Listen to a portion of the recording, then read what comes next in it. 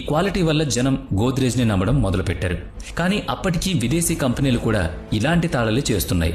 వాటికంటే బెస్ట్ గా ఉండాలని ఆర్దేశిర్ ఒక అద్భుతమైన ఆవిష్కరణ చేశారు. అదే గోర్జియన్ లాక్. దీంతో 2 తాళం చెవులు వచ్చేవి. రెండోది చెక్ కీ.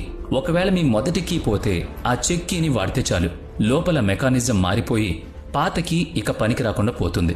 డూప్లికేట్ కీ భయం లేకుండా ఇది అప్పట్లో ఒక సంచలనం సృష్టించింది. ఆర్దేశిర్ అక్కడితో ఆగలేదు. దొంగతనాన్ని పసిగట్టే మరో లాక్ ను కనిపెట్టారు. దీనికి ఎవరైనా తప్పుడు తాళం పెడితే ఆ లాక్లోని బోల్ట్ ఇరుక్కుపోతుంది. అంటే యజమాని రాగానే ఎవరో దొంగతనానికి ప్రయత్నించారని సిగ్నల్ అన్నమాట. ఆర్దేశిర్ తయారు చేసే తాళాలు కేవలం స్ట్రాంగ్ మాత్రమే కాదు, టెక్నాలజీ కూడా ప్రపంచ స్థాయికి చేరుకుంది. ఎందుకంటే ఆయన ప్రాసెస్ చాలా డిఫరెంట్. ముందు తాళం చెవి తయారు చేసి దానికి తగ్గట్టుగా లాక్ ని డిజైన్ చేసేవారు. అందుకే దొంగలకు దీన్ని తెరవడం అసాధ్యం.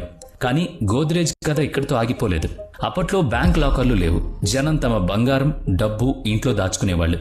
కేవలం తాళం ఉంటే సరిపోదు, దొంగల నుంచి కాపాడడానికి బలమైన బీరువా కూడా కావాలని ఆర్దేశిర్ గుర్తించారు. దీనికోసం ఎన్నో డిజైన్లు వేసి ఇంజనీర్లతో చర్చించారు. చివరికి ఒక నిర్ణయానికి వచ్చారు.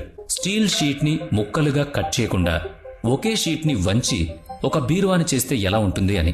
ఈ ఐడియాతో 1902లో ఇండియా యొక్క మొట్టమొదటి సేఫ్టీ లాకర్ మార్కెట్లోకి అడుగుపెట్టింది. కానీ గోద్రేజ్ కి అసలైన గుర్తింపు వచ్చింది. 1906లో అమెరికాలోని శాన్ ఫ్రాన్సిస్కోలో భయంకరమైన భూకంపం వచ్చి నగరం తలకిందులైంది. అప్పుడు సైంటిఫిక్ అమెరికన్ మ్యాగజైన్ లో ఒక ఆర్టికల్ వచ్చింది, చాలా లాకర్లు ఫైర్ ప్రూఫ్ కావు అని. ఇది చదివిన ఆర్దేశిర్కి ఒక ఛాలెంజ్ విసరాలనిపించింది. అందరి ముందు ఒక పబ్లిక్ డెమాన్స్ట్రేషన్ పెట్టారు.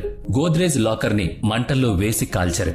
మంటలు ఆరిపోయాయి. తెరిచి చూస్తే లోపల ఉన్న పేపర్లు, వస్తువులు భద్రంగా ఉన్నాయి. ఇది చూసి ప్రజలకు కంపెనీపై నమ్మకం విపరీతంగా పెరిగింది. ఆ నమ్మకం ఎంతలా ఉందంటే 1911లో బ్రిటిష్ రాజు జార్జ్ 5 క్వీన్ మేరీ ఇండియా వచ్చినప్పుడు తమ విలువైన వస్తువుల కోసం గోద్రేజ్ లాకర్లోనే వాడారు. బ్రిటిష్ రాయల్టీ వాడడంతో గోద్రేజ్ బ్రాండ్ వేరే లెవెల్కి వెళ్లిపోయింది. బిజినెస్ ని పెంచడానికి ఆర్దేశిర్ యూరప్ కి వెళ్లాలనుకున్నారు.